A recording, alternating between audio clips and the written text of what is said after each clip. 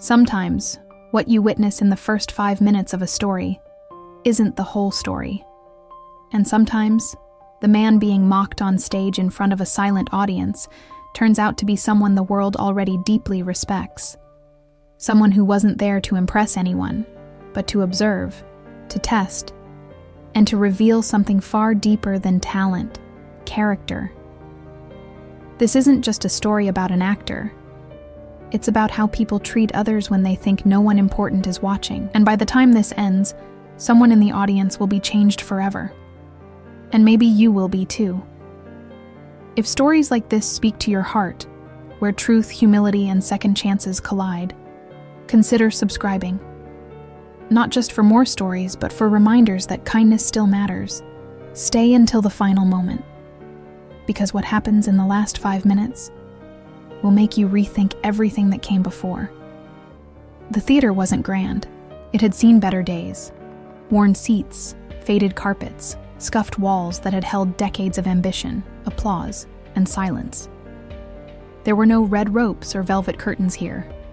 Just a modest building tucked away on the edge of a busy city block, easy to miss and easier to forget. But on this day, something unforgettable was about to happen within its walls. The open auditions were drawing to a close. Flyers had gone out to local performers, amateurs, and dreamers. Most had already come and gone. Some hopeful, some desperate, some just curious. The energy in the room had shifted over the hours from excitement to fatigue. Only a handful of observers remained, scattered across the rows like half-interested jurors waiting to be dismissed. One man, however, sat with his arms crossed tightly over his chest, a permanent scowl carved into his face. He hadn't come to be moved. He had come to judge. He believed himself to be an expert, a connoisseur of real acting, and no one today had met his impossible standards. He'd smirked, whispered critiques under his breath, and occasionally chuckled when someone on stage dared to be too vulnerable. In the wings, near the side entrance, an older assistant ran her finger down the list of names. Just one left. The handwriting was barely legible. No resume, no agent contact. Just a name, hastily scribbled at the bottom. She looked up just as the final participant stepped forward. He didn't carry a posture of performance. His steps were slow, unforced. His clothes were simple, clean but plain. A pair of jeans, a soft gray sweater, and worn-in shoes. No makeup, no styling. There was something almost invisible about him, like he'd spent years learning how to move through the world without drawing attention. And yet, as he stepped onto the stage, something shifted in the room. Not loudly, not dramatically, but like a change in temperature you only notice after it's already happened. He walked to the center, stopped, and faced the crowd.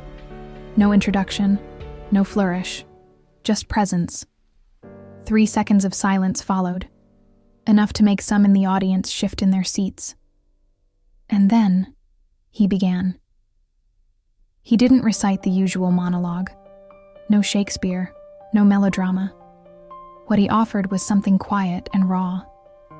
A story told not through words alone, but through the spaces between them. He didn't act the moment. He became a now. Each gesture small, each pause heavy, each expression whispering emotions too complex to label.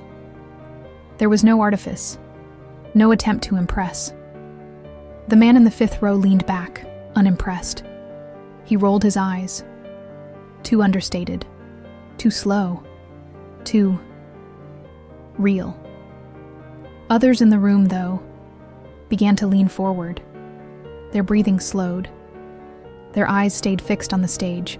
Something was happening, and not everyone could name it. It wasn't just a performance. It was something human. But the critic in the 5th row couldn't feel it.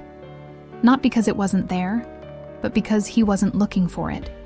He was looking for flaws, for control, for dominance. He nudged the woman next to him and muttered something sarcastic. She smiled awkwardly, unwilling to disagree but too uncomfortable to join in.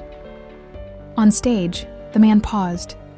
not for effect, but as if genuinely absorbing the memory he was channeling.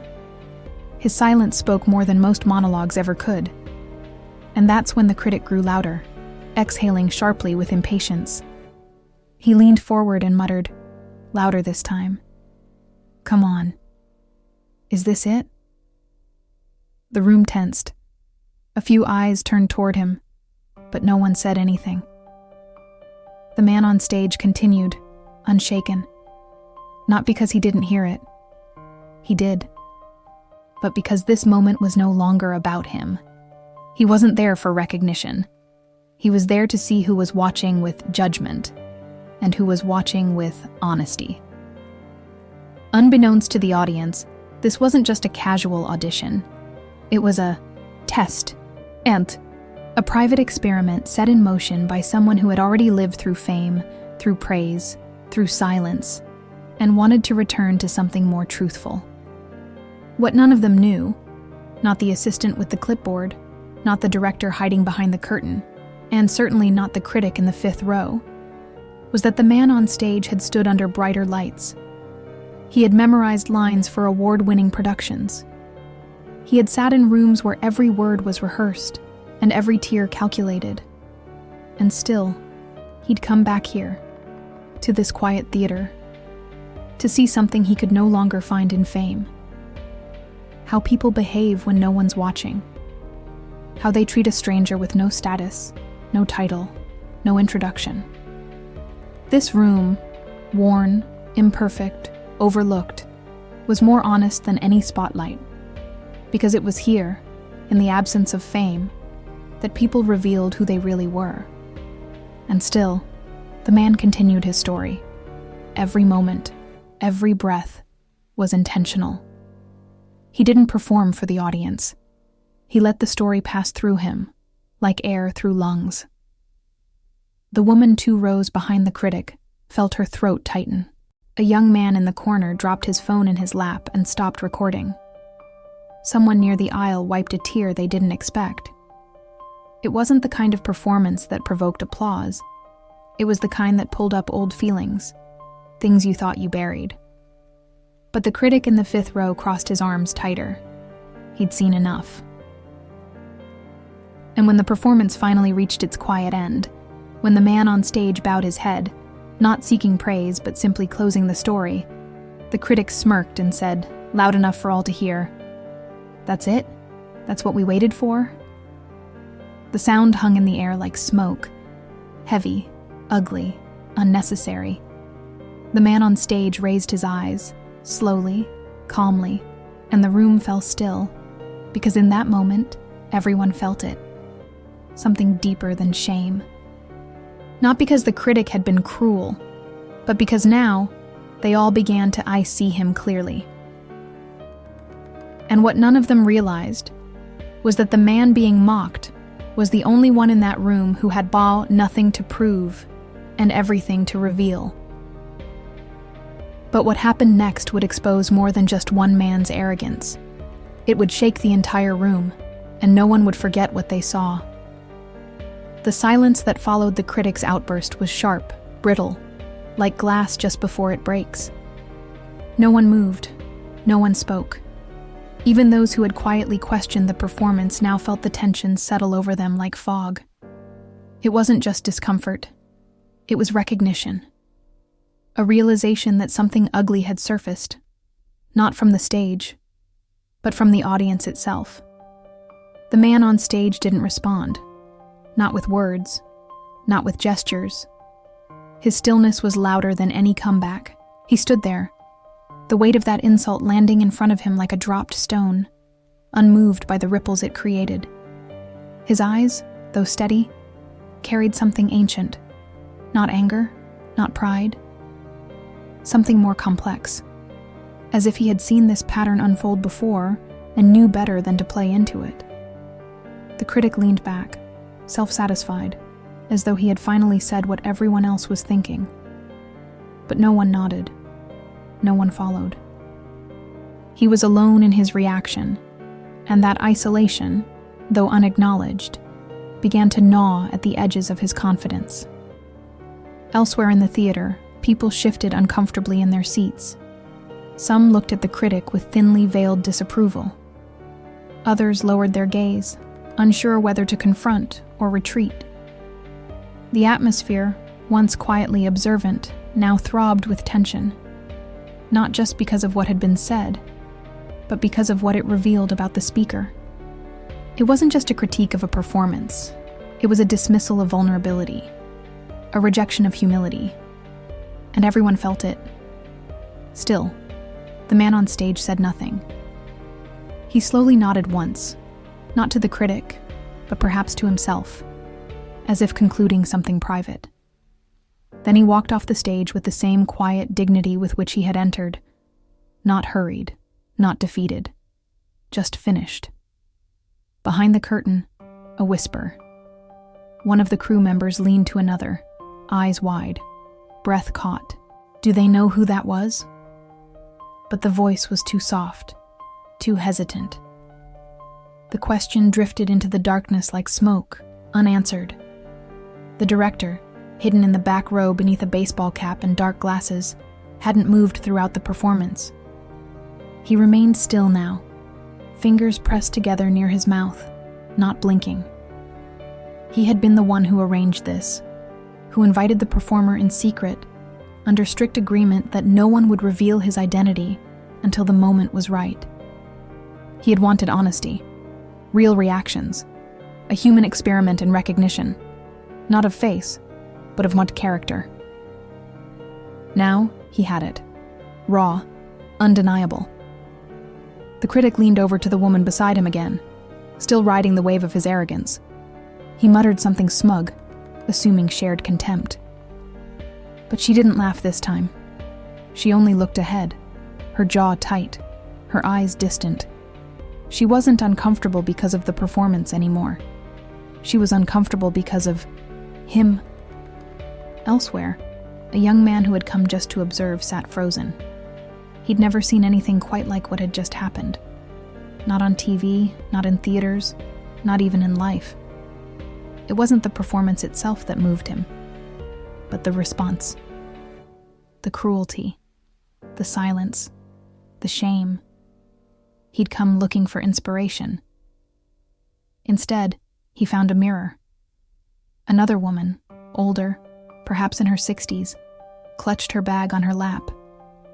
She had seen many performances in her lifetime, some brilliant, some forgettable. But what stayed with her were never the monologues. It was the moments. The ones where someone revealed not just their skill, but their truth. And she had just seen it, even if others hadn't. And yet, it wasn't just the insult that haunted the room. It was the calm, the silence of the man who had been mocked. He didn't defend himself. He didn't correct anyone. He simply let the critic speak, and then walked away.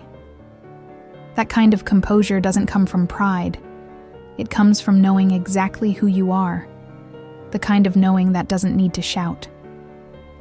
Backstage, the performer removed his sweater and folded it neatly. He placed it atop his bag, then sat down on a folding chair against the wall, alone, breathing slowly, not shaken, not waiting, just present. He had done what he came to do, offer something honest, and honesty, he knew, often made people uncomfortable. But not always. Not everyone in that room had turned away, and some had begun to see clearly for the first time. The assistant director stepped into the wings, whispering frantically into a headset. Someone behind the scenes confirmed what she had feared. The critic didn't know who had just performed. He had no idea that the man he had publicly humiliated was the very person this entire event had quietly honored. And the irony was as devastating as it was perfect.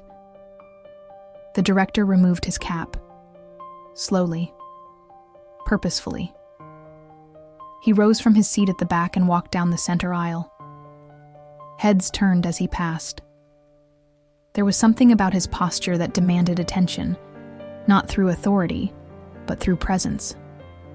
The critic, still unaware of what he had set in motion, glanced over and blinked in confusion. He recognized the man now approaching the stage. Not from this theater, but from interviews, from behind-the-scenes footage, from the credits of films he had once praised. A well-known director, one with a reputation for storytelling that stripped away illusion and exposed something real. The director didn't speak until he reached the front. He stepped onto the stage where the performer had stood moments earlier. He looked out at the crowd, at the confusion, at the tension. And then he spoke. His voice didn't rise. It didn't shout. It cut through the silence with precision, each word deliberate. What followed wasn't a defense. It wasn't even a rebuke. It was a revelation. He explained that today's final audition had been part of an arrangement, that a certain actor had agreed to participate anonymously, to perform not as a star, but as a man. No name, no fame, no expectations, just presence, vulnerability, truth. And that man, the one who had been mocked, was Pedro Pascal. A gasp swept through the theater like wind through leaves. Pedro Pascal. The actor whose name filled marquees. The man who had carried entire universes in his performances. Who had sat with royalty, critics, and creators alike, now reduced to a stranger in a worn sweater, treated like an amateur by a man who thought he could recognize greatness. The critic paled. He looked around, for support, for validation. But there was none. No one met his eyes, not even the woman beside him, not even himself in his own mind, because somewhere deep inside, he now realized, it wasn't Pedro who had been revealed. It was him. The audience sat still, unsure how to react. They were caught between admiration and shame, between awe and discomfort, between wanting to applaud and not knowing if they deserved to. And yet, in the back of the theater, someone began to clap, quietly, then another, and another. It wasn't a thunderous ovation. It was reverent, reflective, like a whisper of apology wrapped in applause. Pedro remained backstage, unaware of what had just been said. He hadn't asked for acknowledgement. He hadn't sought vindication. But what he had hoped for, honesty, was now beginning to bloom in unexpected places. The critic sat motionless. The arrogance in his spine was now replaced with something else, a weight he hadn't felt in years. The weight of being wrong, publicly, profoundly. But this wasn't about humiliation.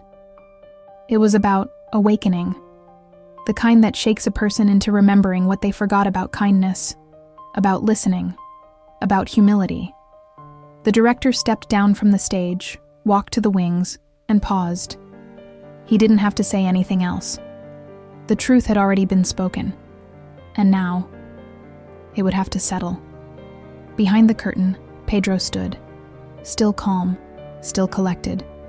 He hadn't heard the applause, he hadn't heard the gasp, but he felt something shift, not around him, within the room itself, as if something had been released.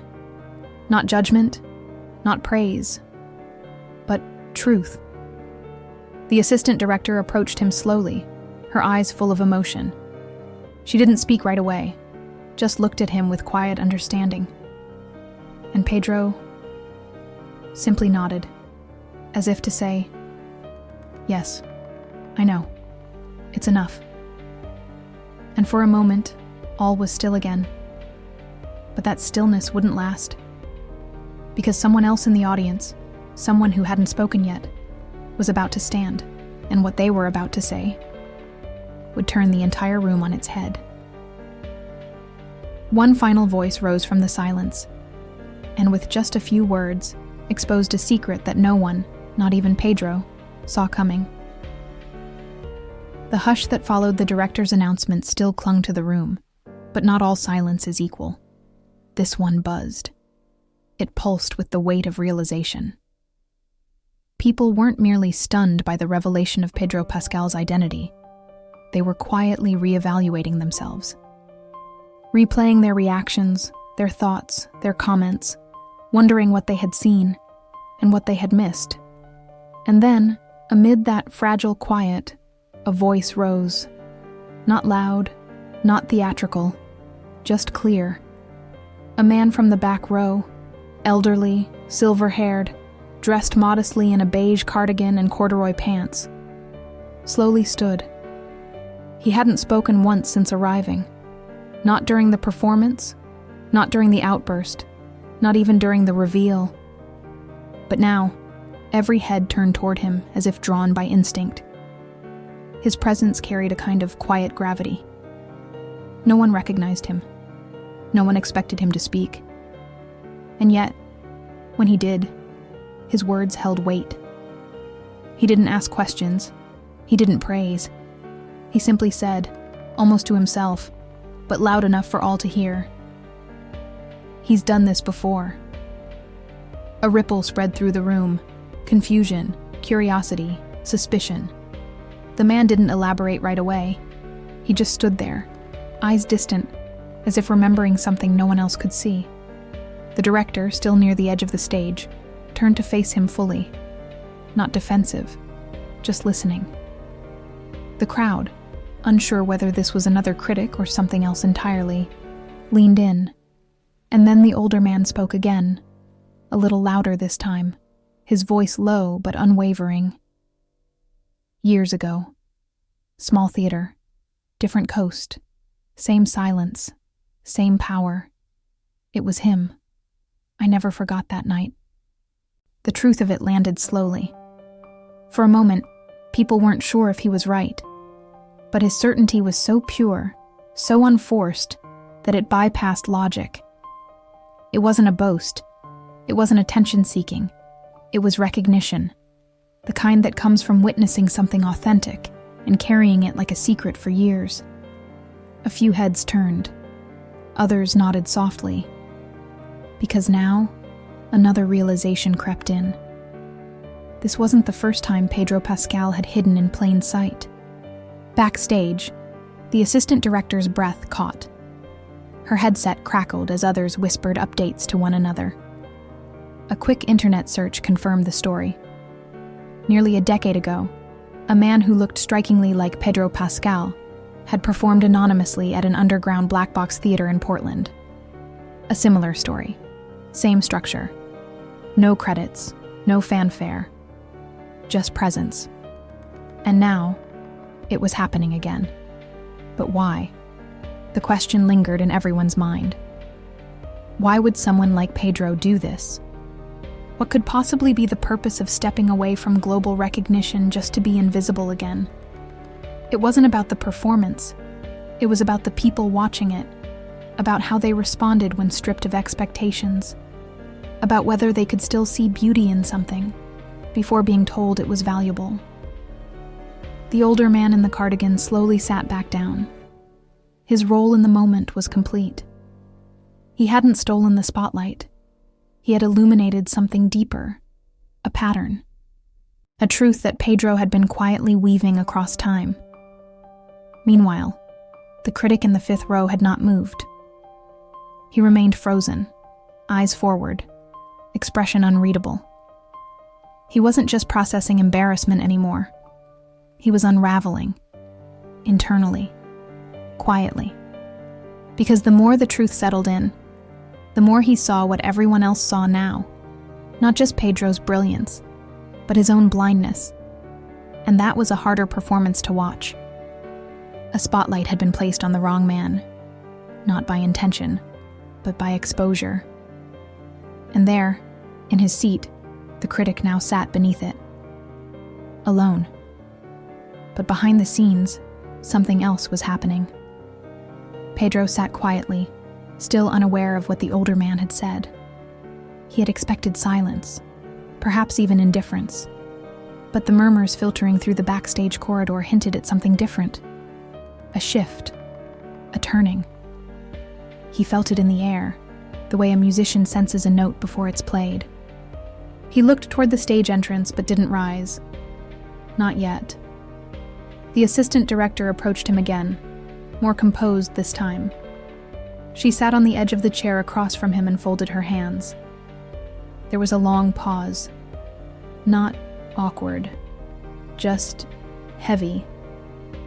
And then she whispered what the audience had just heard, about the man in the back row, about the memory, about how this wasn't the first time. Pedro listened, eyes steady, face unreadable. But something in his shoulders shifted, a kind of release, as if the echo of a past version of himself had been recognized and set free. Because for him, this wasn't performance, it was healing, a ritual of truth through anonymity, a way to watch the world without its makeup. He stood, slowly, not for applause, not for acknowledgement, but because the moment had asked him to rise. On the other side of the curtain, the director returned to the stage. The crowd still buzzed with questions, with meaning, with a need to reconcile what they thought they knew. And now, a new emotion began to form. Regret. Regret that they hadn't listened more closely, that they hadn't leaned in sooner, that they'd looked, but hadn't seen. And then, with no announcement, no introduction, Pedro stepped back onto the stage. This time, no one clapped. Not out of disrespect, but out of reverence. The kind of stillness that descends when something sacred walks into the room. He didn't speak. He didn't need to. He stood in the same spot where the performance had begun. Only now, everything was different. The man was the same, but the eyes watching him had changed. He glanced slowly across the room, not accusingly, not proudly, just seeing. And the crowd let him. Because now, they understood. This wasn't about fame. This wasn't about acting. This was about mirror and truth. About silence as a tool and stillness as a mirror. The critic finally looked up, for the first time since the reveal. His face was pale, but his eyes, they were changed. Not defensive, not angry, just broken open. He didn't stand. He didn't speak. But he listened. Truly listened. And as Pedro slowly nodded and stepped forward, something unexpected happened. The young man in the corner, the one who had come only to observe, stood up. Slowly. Cautiously. He raised a single hand, not in protest, not in question, but as if to ask for space, for voice. And somehow, the room gave it to him. He stepped into the aisle, then walked forward, stopping just short of the stage. His voice trembled, but it carried, and what he said wasn't rehearsed.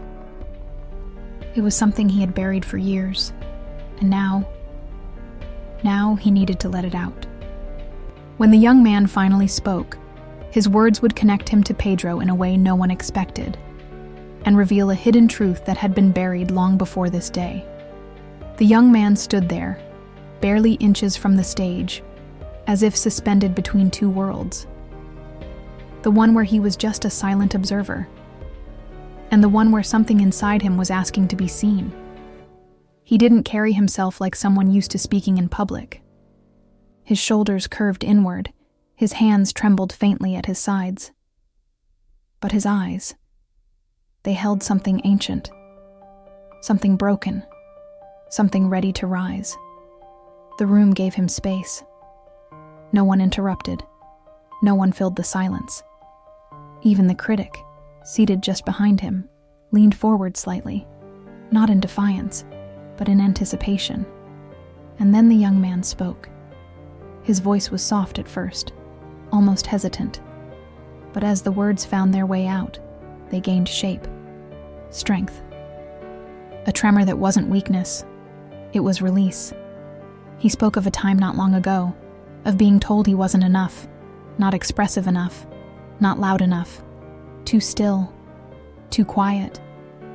Teachers had dismissed him, coaches had overlooked him, and eventually, He'd begun to agree with them. He'd shrunk into the background of his own life, wearing silence like armor, hoping not to be noticed. Because being noticed had always meant being judged. But earlier, as he sat in his corner seat, something had shifted. It wasn't the performance that struck him first.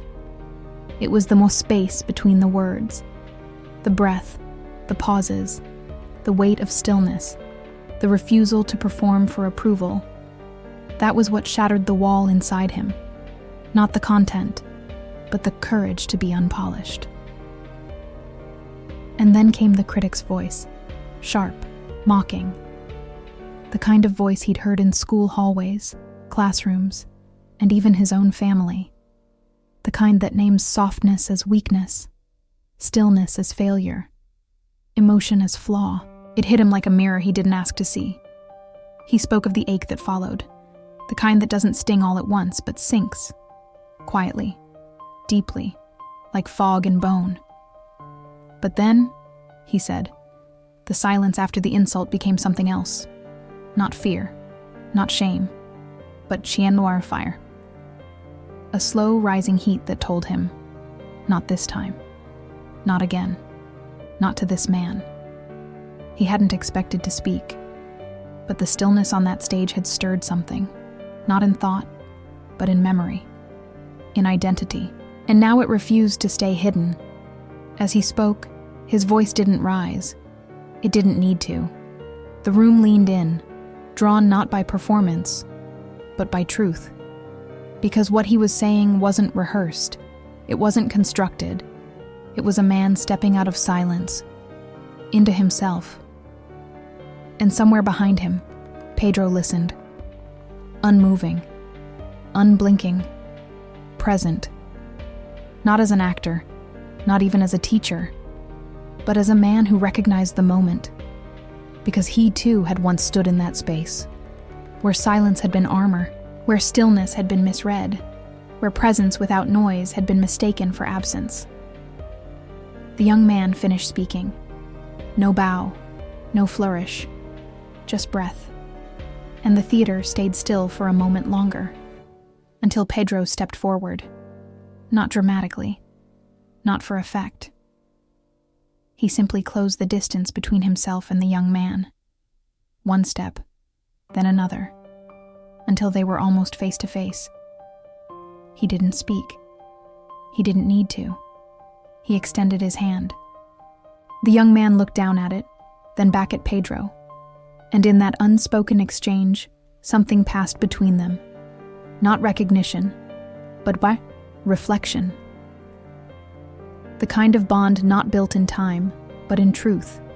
Two versions of the same question finally meeting an answer. Pedro nodded once, and the young man nodded back.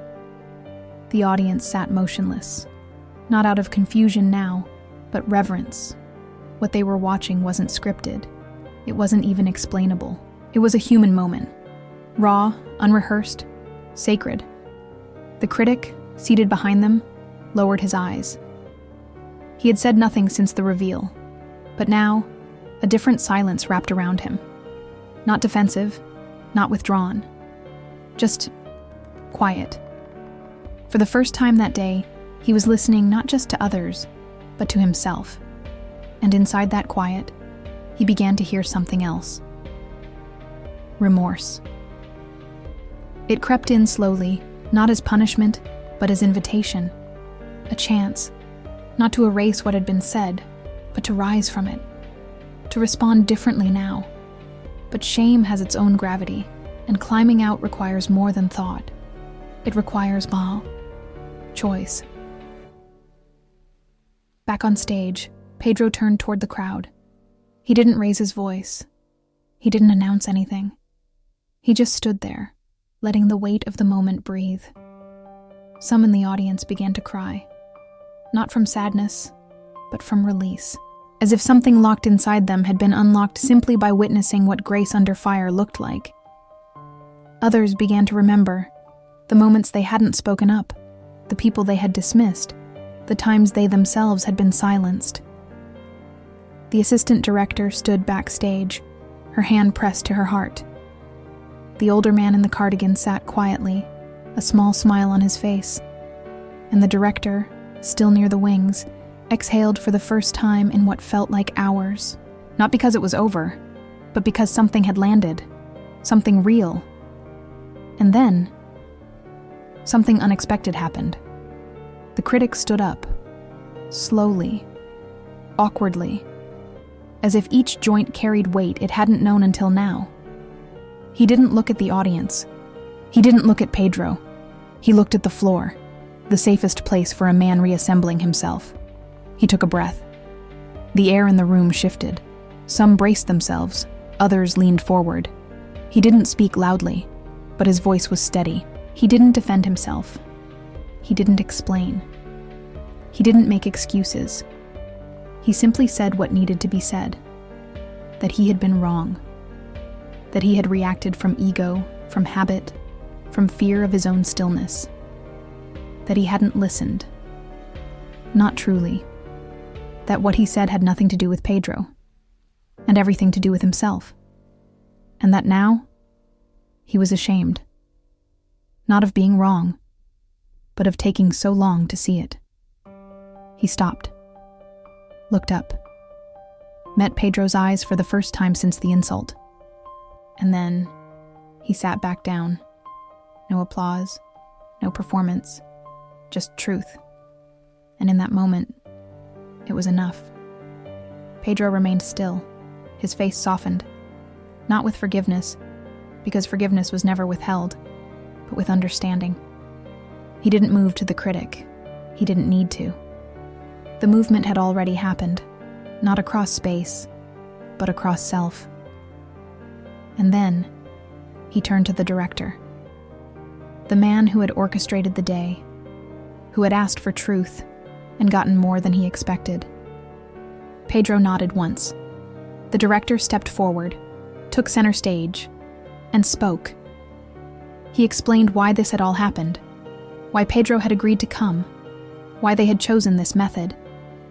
He spoke of the growing gap between visibility and value, how people only see what they're told is great, and how everything else fades beneath it. He spoke of Pedro's wish, not to be seen as a star, but as a one man. And of his belief that performance stripped of fame could still change people if they were open. He said this wasn't about art, it was about recognition. The kind that sees dignity before it sees a name. The audience listened, still, softened, different. And then Pedro stepped forward again, but this time, he reached into his pocket and pulled out a small envelope. He turned to the young man who had spoken earlier and handed it to him. The young man took it, confused. He opened it slowly. Inside was an invitation to study, to train, to grow, a scholarship, signed, paid in full. Pedro hadn't come here to perform. He had come to pass something forward. And in that moment, he did. The young man broke down. Quiet tears, not for the gift, but for being seen. And somewhere in the back of the theater, a woman whispered through her tears, "Now that's the kind of performance we never forget." But this day still held one more surprise, because as Pedro prepared to exit the stage, someone called out his name, not as a fan, not as a follower, but as someone with a secret of their own. And what they were about to reveal would take everyone's breath away. One final voice echoed from the crowd. And the truth they carried would change not just the story, but Pedro's life forever.